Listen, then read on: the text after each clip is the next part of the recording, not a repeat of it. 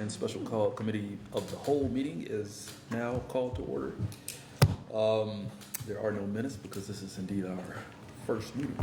That's exciting. So you are. You're part of history. This is new. Inaugural thing. No pressure. Brand new committee. No pressure. So, but now we're excited. We try to be trying to bring some impactful, important kind of workforce development conversations to this committee, as well as some other efforts that we'll be doing. So today we are fortunate to have Birmingham Promise kind of coming in and talking about some of their programs. We have Mia Toole, Director of Program Operations, and so we're going to hand it over to you at this time. Amazing. Well, hey, you guys already know my amazing counterpart, but Derek Phillips also serves as our employer partnership manager. Oh. I said, hey, if we're coming and talking especially about workforce development, talking about our employers, it makes a ton of sense. So, Oh, my bad. I don't know. I was like, yeah, man, I was school board for Yeah, something. exciting. I work for them too. Oh my goodness. Oh my goodness. Well, thank you guys so much. Again, we appreciate the invitation, appreciate the opportunity to share a little bit about Birmingham Promise and work-based learning in particular. We are not the only Promise program in the country, but we are one of the very few that have a work-based learning component. So that is something that's unique about us. Our internship was actually recognized really recently by the Alabama Office of Apprenticeship with the Governor's Seal of Excellence. Fancy. Recognizing us as one of the 4 top work-based learning programs in the state for 2024. So really exciting, and I think it speaks a lot to our employer partnerships, our being able to build those relationships with Birmingham City Schools, and pumped to, tell you guys a little bit about it. I'm Mia. I am born and raised here in Birmingham. I lived in the Midwest and in Colorado for a few years before coming back, but next year marks 10 years back, so I gotta not act like I'm new anymore. Thrilled to be here. I'm a former teacher, so oh my goodness, all our teachers in the room, and Derek knows too. Just amazing humans, and I think this is such a special opportunity with a special organization to work with students. I've been here for almost a year and a half, so still new and getting my sea legs, but exciting to see program growth kind of since then. I'm sure you guys are already familiar with Birmingham Promise's mission and vision, but I think things that really stand out to our team as we're kind of thinking about, hey, what the next steps look like as far as our program development, is really thinking about every single Birmingham City School student. Obviously, there are some students who are headed and are college bound. I think we've got some amazing pieces of data to share with you as far as our students in the internship program. But I think we're thinking too about all of those students, right? And going to college is not the only path to achieve economic security, mobility, prosperity. And so that feels really top of mind for us as we're moving ahead. Just so you kind of know a little bit about our program before I dig into data and those pieces. The internship program takes place during each student's senior year. So we typically meet with students during the spring of their junior year, tell them a little bit about the program. That then takes place for 12 weeks during either the fall or spring semester. Takes place for an average of about 15 hours per week. So pretty robust amount of doing the work and really getting to know what's in there. And I think some of the things that really set us apart in thinking about this program and making sure it's as accessible to as many students as we possibly can is providing transportation. That happens during the school day. So students have to do their academic part, right, and making sure that they're hitting those graduation requirements. But the majority of our students work from 9 to 12 daily. So we work with BCS partners to be able to work out those student schedules. Students get academic credit for participating in this internship program, and they don't have to say no to things that they enjoy, like extracurricular activities, or if they have an after-school job. A lot of our students fall into those camps, and we wanted to say, hey, what's the way to really make sure that as many students desire to be a part of this as they can be? Students also have access to a student support fund. So I think some of our students that tapped into that fund this year served in the medical field and didn't have funds to purchase scrubs to be able to go to work daily. Is one example of student support fund. I think sometimes if students don't have their own funding for professional grooming and that sort of thing, that's another thing that we can assist students with. We also feel really strongly about professionally developing students too. it's really great if you have these opportunities, but if nobody's really taking you along, there's so much of that we learned in our first job, right? And some of that was trial and error. It's like, is this how I request time off? Guess my boss is going to tell me if this is how I do it. And so I think like really making sure to go through with students just some of those soft skill pieces that I think when things are explicitly taught, it's less opportunity to do the wrong thing, right? So I think that looks like requesting time off, what it looks like to professionally dress and show up in those spaces, self-advocacy, being able to speak up for yourself and be able to kind of identify, you know, once you've been in this job and have noticed like, okay, cool, I really enjoy this piece, or hey, I need some more development, need more assistance in this piece, that sort of thing. We provide one day a month of professional development in which students come to us versus going to their work sites, and they're paid for that time. So I feel like that feels like a really important piece of it too, is that students kind of take that with the same level of seriousness as they do showing up to their work sites. I didn't put it up here, but this is a paid experience for students. So students are paid $15 an hour. That is regardless of where they are placed. And I'm sure Derek and I can kind of speak to like what that looks like nuts and bolts a little bit later on. There are some employers who choose to put students on payroll and do all of that themselves. There are other employers for whom like the administrative lift of putting students on payroll for 12 weeks and taking off just doesn't make sense. And so we work with a third party, Express Professionals, who manage all of that paperwork, all of the time card pieces, and just kind of make that be an easy button for employers as well. Some of the things that we do with students as we kind of get them ready for that very first day is we do some career aptitude assessments. There are some students who are very much like, hey, this is what I'm interested in doing. There are other students who are like, yeah, I don't know, I kind of like math, or I kind of like this thing. Like, I'm not sure exactly what that translates into. So we work with students to really kind of dig into those and say, you know, just because an aptitude test tells you this doesn't mean this is what you have to do, but hey, here are some opportunities and options. Students then complete a video interview. So we kind of, I feel like it's one of the few things coming out of COVID where I'm like, this is really lovely.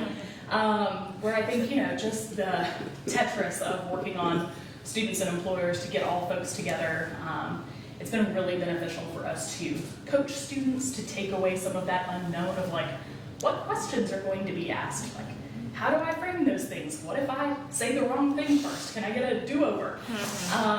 So students complete video interviews that are about 5 minutes, and then that enables us to send out to employers, you know, a multitude of candidates that they can review at their leisure, and then they're really in control with that next step. So there are some employers that enjoy getting to see candidates and say, man, these two students, like, can we find a time to get those two in person? Or there are some folks where it's like, nope, that student is amazing, that is exactly who I want. And then being able to give students a choice in that too. So once an employer has selected a student, we go back to that student and say, hey, this is what the opportunity is, this is who the company is. And students have that ability to say, yes, this is something I'm committed to, I want to do, or hey, if this feels like not the right fit for me, I would much rather you do it before getting started on the first day. And then, yeah, really just leading students up to that employer onboarding. We do an orientation for employers and an orientation for students. And I think Derek does an amazing job really like continuing that pulse throughout the experience. So when there are opportunities for us to be able to lean in, things that I think just naturally happen when you got 17-year-olds who are part of programs, us really being able to assist employers when those things come up. I think I chatted through most of these pieces, but I think when we're thinking about students being a part of this program, we really care about like those three things, right? Really exposure to diverse industries. I think there are some students who, again, like feel very solidly like this is the thing I want to do. And that is great for those students who do. I think there's also sometimes students where they're like, I think I really want to do this, and then we put you in something healthcare related and you see blood for the first time, and it's like, this ain't it. That is how I would be. So I think really that opportunity to just know what's out there, know what those different job titles look like, know what the pathways to get to those are. Giving students the the opportunities to network as well. I think one of my favorite stories from this spring is one of our kind of community development nonprofit partners was paired with a student, and I don't think students are like, hey, sweet, I want to work at a nonprofit one day. I think there's very few students who identify. But she was like, hey, I'm really interested, like all of these skills that we are building, I think she had a very mature outlook on it. But that employer was able to connect her with a larger network, right, of different architecture firms and being able to shadow as a part of her experience as well. And then third, I think, yeah, access to potential job opportunities. There have been several students who have gone through our process that have gone on to take summer jobs, have gone on to, you know, explore college internships and that sort of thing as well. And I look forward to the day that we're going to have students who have gone through this program who have also graduated from college and, cool, what industry are you in? Are you working for one of our Birmingham employers? This would be amazing.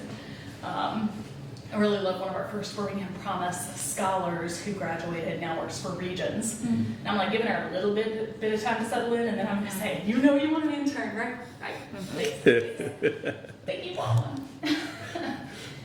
These are just a very small, very small, again, we've got, I think, over 50 internship partners who have worked with us this academic year alone, so this is a super small smattering. But I think it just gives you a feel for, especially some of those like larger folks who are like really keystone pieces of our community that are invested in this. And I think I want to like highlight Shipped as part of that too, that I think is really starting to think about holistically what it looks like to support a program like this, both with corporate dollars, which are amazing, much needed to do what it is we're doing. But I think in addition to that, Shipped has said, hey, cool, like what are ways we as a whole organization can also be boots on the ground? We started a program with them and piloted this school year called Magic City Mentoring. They said, cool, what are your 2 schools that have the lowest participation in the internship program as well as the scholarship program? And what would it look like for us to have Shipped employees to be mentors, to meet with students on a monthly basis? And it's been really cool to see those relationships deepen, and we're excited to see the data that comes out of that as far as students that apply for the internship program and then hopefully go on to be part of the scholarship program as well. I think this is beneficial just to kind of like have in your brain as we're thinking about partner industries. So when we think about, I guess what's helpful to know about this table is, so all of our employers that fall into all of these categories, I then went in and said, okay, cool, how many student placements exist there too? So this is not just employers, but this also kind of encompasses number of student placements. Because there can be the vast majority of our partners who take 1 or 2 interns, and then there are some folks who are up in the like 5, 6-ish range, and I'm like, yes, please, let's move more of you in that direction. And I think we've really put a lot of emphasis in being responsive to what student interests are in this as well. When students fill out the application, they're able to rank their top 2 industry interests. And some of this I hate that we didn't have data on previously prior to us joining the team. But in the fall, we were able to place 80% of our students in that first or second industry option. And I think that that made a huge difference in how students showed up, what that engagement looked like. And I think this also speaks a whole lot to Derek and his work during this as well. I guess for the application cycle heading into this academic year, we had a little over 350 applications, and over 100 of those were interested in health and medicine, which is amazing news for us as Birmingham, for UAB. I hope everybody's jumping up and down. But we did not remotely have this number of placements as we started this academic year. And so I think Derek has done an amazing job of saying, hey, student interest and student voice is so important in this program. Really being able to target employers in that industry and being able to raise that number. So I think that's something we're constantly assessing and looking to be able to add to those spaces, especially as students have more interest in that. You know, this is kind of like a lot happening on this slide. Questions about this? Just to make sure I'm clear, you're saying that that is the number of students that were interested in a thing versus the number of actual slots that are available to put them in. So you've got So this is the number of slots for this academic year. Okay, so that's how many slots you have, but you have more interest probably for helping. Okay, I got you. 100%. I'm with you. So thrilled to have almost 20 of those in health and medicine, but I think about if we had actually been able to place 100 of those kids who were actually interested in that, like, whoa, right? Where's the engineers? Wild. And that also deals with their familiarity too with certain industries. And so, Right. Birmingham's pretty profitable when it comes to health and medicine. And so, some of the other industries and stuff, they just aren't aware of it. So, they're exposed and have an introduction to some of those areas also. Yeah, but I think it's good, man. If you can line up your workforce with your work opportunities, it's a win-win for everybody. And then I think, just so you guys kind of have a feel for where we started, where we're going, what that growth looks like. The first year of data that we've got on the internship program started in the spring of 2021, where they had 39 students who were part of that program. And then we're able to grow that quite a bit to 60 in spring of 2022. And we said, that's great for one semester, but what if we also added fall? Which we've learned a whole lot while doing that. But then have really been able to reach more students by doing both that fall and spring semester. And so had almost 50, both in the fall and spring of this year. And then as we're looking ahead to 2024, looking to really increase that, our goal is hitting 60 this fall and then 70 next spring. And so working on that incremental growth. Again, really the difference in where we are right now and where we need to go is A, making sure that students are taking care of what they need to academically to have that space in their schedule, right? We have some employers that are able to do more of like a 2 to 5 afternoon schedule, which is great for some students who have transportation, have the ability to do that. That is just not all of our students. And so we're like, man, if we can keep working backward with you guys so everybody freshman year knows what we need to do to make sure that that's something that's possible senior year feels really important. As we look back on this academic year, just so you kind of know where we're at, we had about 50 employer partners. We had right at 102 internships that happened between fall and spring this academic year. And then 360 applicants that said, hey, we want to do this internship, which is amazing. And it's really just a matter of catching up those employer partnerships in order to meet that student interest, right? So, you got it, Derek. But I think, from a business standpoint, I do think some of the things that we have noticed and have tried to work with businesses on is, really having that internal capacity to have someone supervise and mentor a 17-year-old, isn't nothing. And so I think that understandably is a piece that businesses think about. And I think Derek does a great job of helping businesses develop a placement plan, really thinking through what that experience looks like. He also hosts 3 times a year an employer community of practice where employers can come together and kind of share best practices, be like, hey, we did this time, and this is what we learned, and they're incorporating next time. And so I think our hope too is that when we are recruiting businesses, they can come and be a part of those things as well. Because I think meeting other employers who are also doing this and have figured out some of those things that people get tripped up on, I think is really helpful. There's all kinds of businesses. I think I was talking to somebody in law recently that was like, oh, this is great for other industries, but law firms couldn't do this. We got too much private stuff. And I'm like, maybe, but I also know we already partner with these law firms. And they're like, really? So somebody's figured it out. Let's get all our heads together. This is for our spring 2023, so class of 2023 graduates. A little over 91% of them went on to attend college, and just one student under that number, 89 a little bit percent, went on to attend college through Birmingham Promise. So those students are all at in-state colleges and universities. And then our one student got a full ride to Southern California. And I said, you go, girl. Enjoy. Enjoy.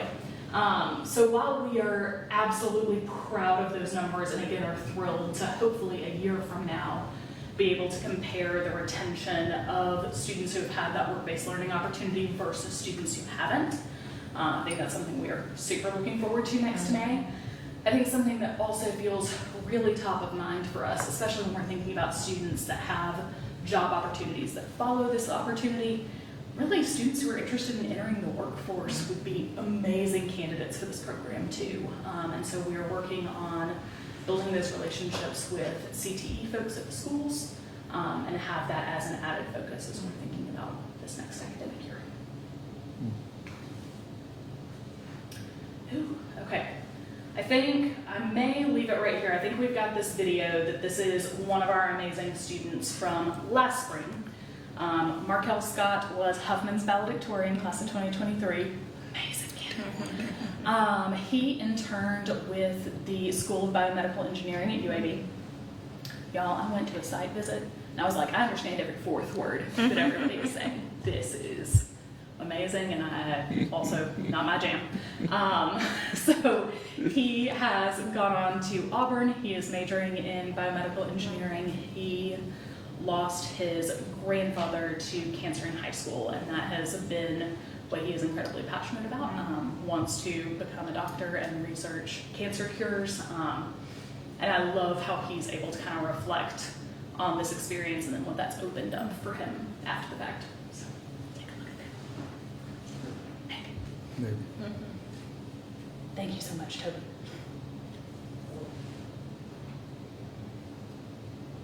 I'm Caleb Scott. I graduated as Huffman High School's valedictorian in class of 2023. Currently, I'm at Auburn University, where I majored in biomedical sciences. My Birmingham Promise internship was the O'Neal Comprehensive Cancer Center at UAB, working under Dr. Mary Catherine Swolofton, as well as a graduate student by the name of Bunty Miller. We worked on angiogenesis, which is a phenomenon where cancer cells grow too large. After these cancer cells grow too large, they send out growth factors to nearby blood vessels. These blood vessels grow towards cancer cells, mostly when they give them nutrients. In order to study this, we did a plethora of laboratory tasks, and by far my favorite, cell culture.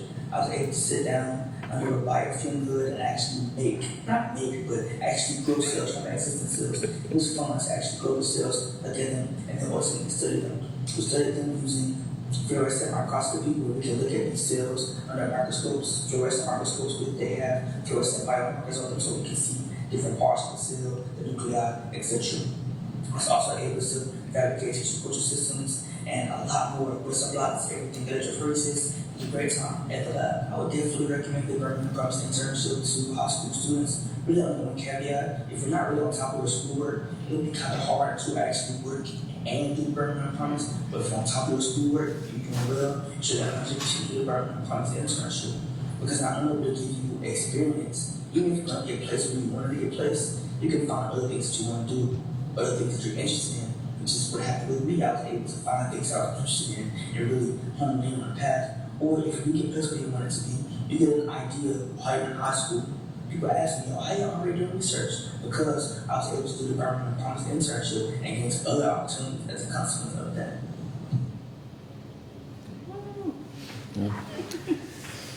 Yeah, love Markel, man, but I gotta stop the video, man. My chief of staff has a chemistry background. I don't want him to quit. About to be in the lab tomorrow. Oh, okay.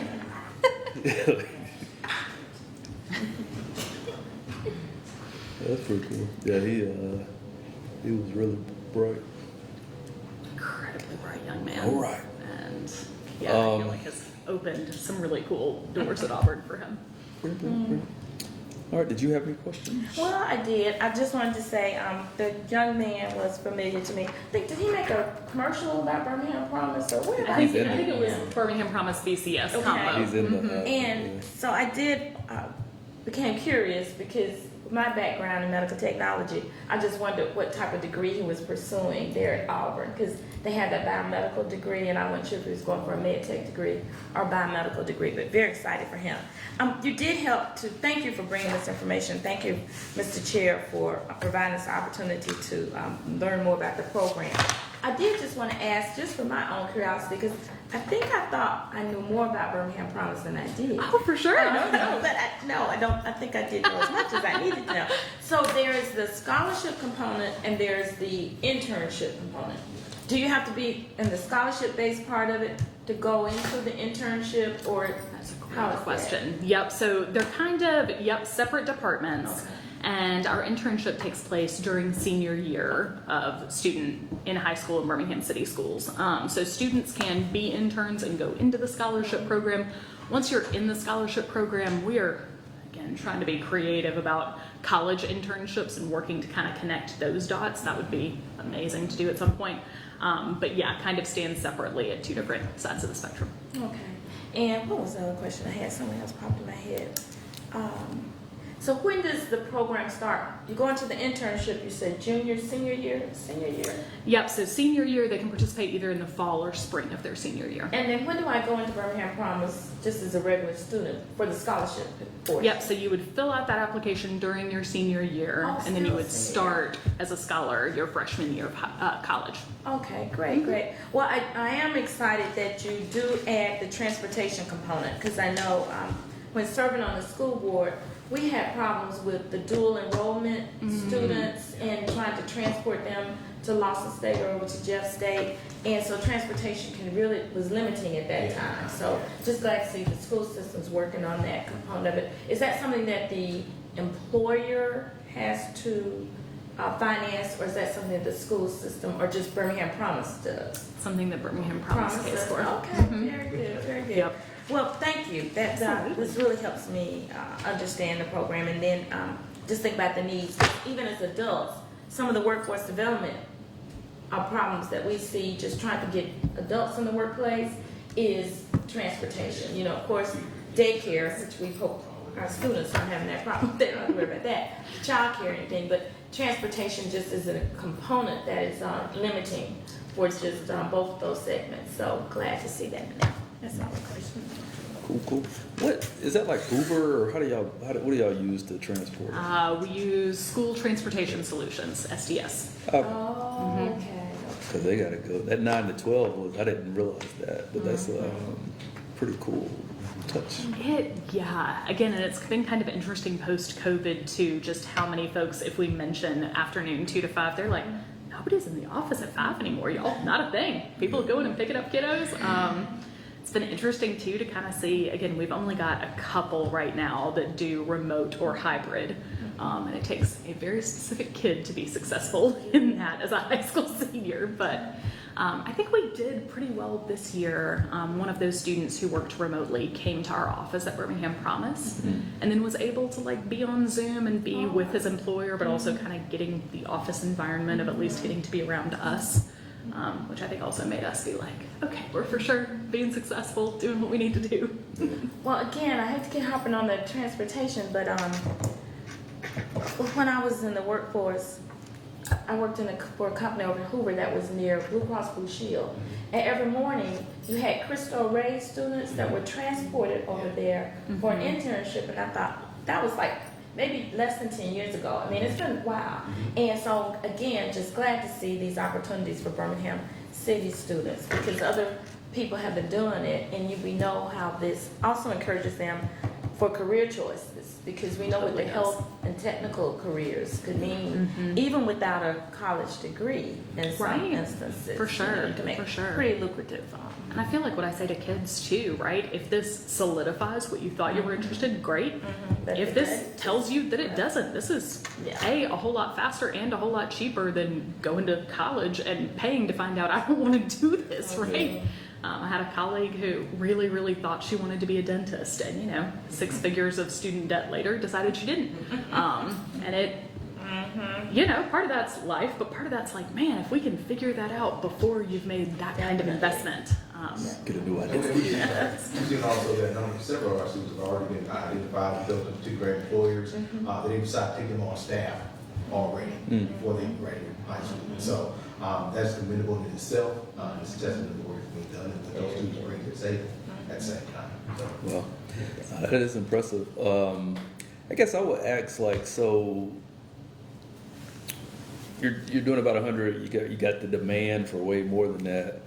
How does that correlate to like money and like investment needed to kind of scale that? Because if I'm not mistaken, like I think y'all fund 750 and then the employer funds the other 750 roughly. Yeah, it really kind of depends. So if employers want to pay that full $15 an hour and do it on their own payroll, in all honesty, that is the direction I choose to push employers to.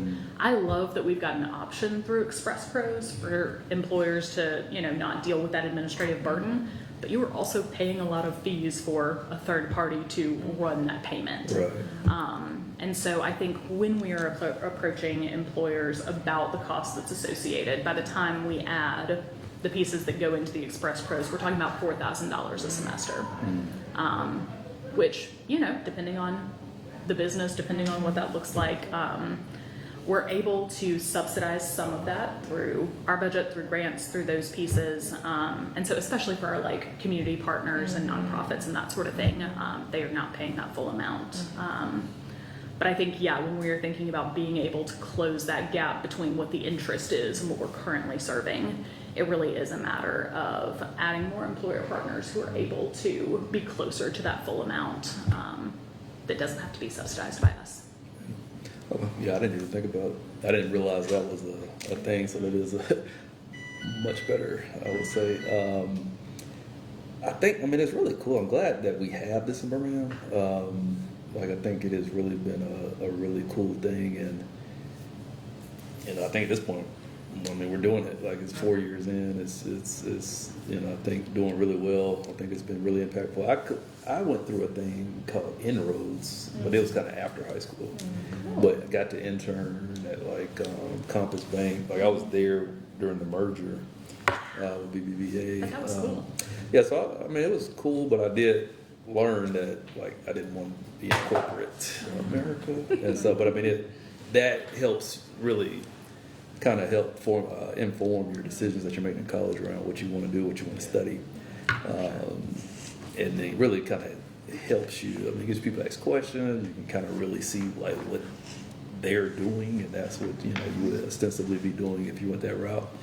So I thought that was really cool, and I think that's a major benefit. So I would love to see y'all keep growing and going. I appreciate y'all coming by just to kind of share some of that. So I'll share this with the rest of the council as well, so they have it. But, that's I think combining that with the scholarship piece is, you would love to see the state come up with a funding source, maybe a lottery, I don't know, but a funding source that can really make this available to really every student and help us. Because because something like that could ramp up that piece, and then maybe we could locally invest more in the workforce development piece if the college, So hopefully that's something that gets sorted out in the future. But I think building this out has been really good. So. Kudos to the team over there. Thank you. I think one of the things, as I was talking about as well, what we're selling really is an opportunity for these students. And with that, I've always encouraged you to understand that we want you to go ahead and add a net worth to yourself, but also a network. Yeah. And so from the opportunity you're gaining, you never know what type of relationship you're gaining, whatever access and opportunity will be available to you moving forward. I tell students a lot. One of my first internships was at Woodlawn High School, and I had the opportunity to serve with the Federal Bureau of Investigation. One of 2 students who was selected at that time. And I said that experience in itself changed my trajectory, changed my insight and understanding about potential career opportunities. And so you come out of college, what did that do for me? Even the relationship from that time impacted me even when it came to running for boards, when it came to other job opportunities, those relationships and those other opportunities is what I try to make sure students understand. So never underestimate the value of what this opportunity has before you. Yeah. So, That's pretty cool. Because I actually, it's funny because election day was yesterday at the vote, and the intern coordinator, I guess the person that was assigned to Encompass, she volunteers to do the election, so I see her every time it's election day. So I have my kids. I was like, yeah. But it's, I mean, you'd be surprised how tightly wound those threads are, especially here locally. You're gonna cross paths with the same people a lot. I appreciate, so like I said, we won't belabor the point, but I do appreciate y'all really sharing some information. I think you've been doing some really good work, but as much as you can kind of get that word out and really make sure everybody understands, because there's been some changes I think for the better that I wasn't aware of, and so I think 100%. that's key. And so anything we can do to help. Well, in any way. Look for referrals. So if you have a partner or a friend or family member who's working in the industry somewhere, please refer them to us. Yeah.